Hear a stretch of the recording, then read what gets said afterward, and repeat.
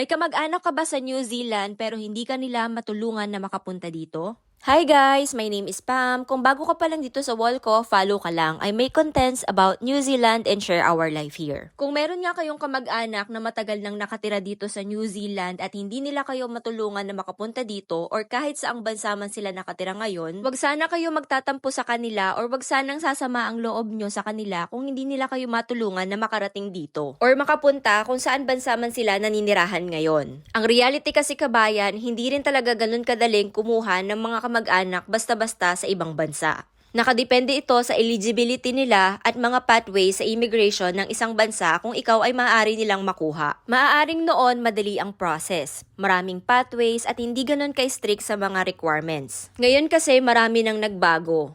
Every now and then, nagkakaroon ng changes ang immigration policy ng New Zealand. And to be honest with you, ay hindi talaga pwede basta-basta makuha ang kamag-anak o kahit gustuhin man nilang isama ang buong pamilya dito. Pero kung pangarap mo rin na makapunta dito at talagang gusto mong makarating ng New Zealand, sikapin mo rin tulungan ang sarili mo. In a way na ikaw yung magre-research, mag-e-effort na humanap ng pathways, mag-gain ng work experience na in-demand dito, mag-ready ng mga requirements or documents. May mga tao kasing ultimo pag-process ng passport ay inaasa nila sa mga kamag-anak nila sa abroad. So tulungan nyo rin sila sa mga ganong bagay, saka kayo mag-reach out. And again, kung hindi man nila kayo matulungan, wag sana kayong magagalit sa kanila or sasama ang inyong loob. Dahil hindi rin talaga madali ang bawat proseso. Dahil baka hindi mo rin alam na sa side nila ay hindi pa rin talaga sila capable na tumulong. Or hindi pa sila eligible na tumulong sa ibang tao for whatever reasons. So try to find your own pathway and do your own research. Kung talagang desidido ka makapunta dito sa New Zealand or kahit saang bansa pa man. Kung meron kayong sapat na skills or mga work experiences, hindi rin naman talaga imposibleng makakuha kayo ng employer kahit nasa Pilipinas pa man kayo. Pwede kayong mag-send ng mga applications online sa mga recommended job sites katulad ng Seek,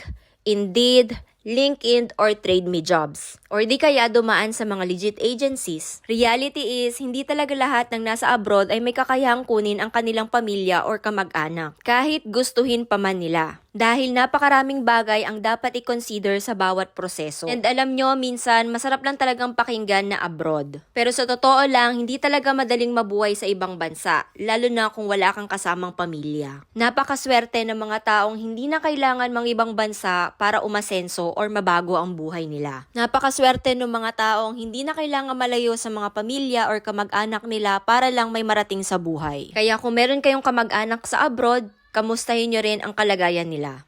Gusto mo pa ba ng mga New Zealand contents? Follow for more!